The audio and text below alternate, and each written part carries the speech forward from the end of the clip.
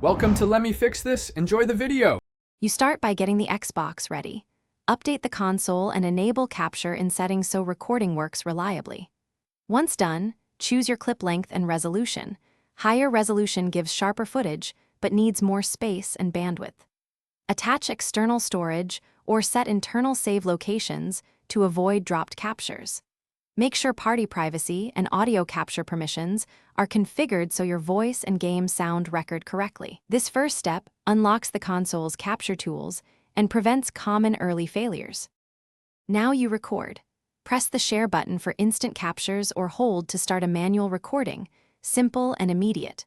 Once recording, monitor clip length and audio levels.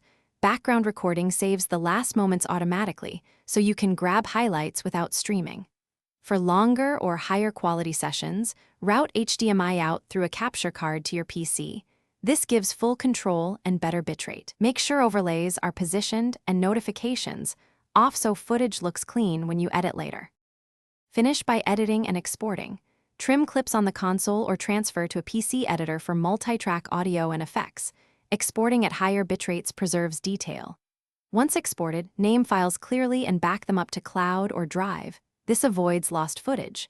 If something goes wrong, no audio or black screen, first check capture permissions and HDMI connection, then reboot console and re-establish storage.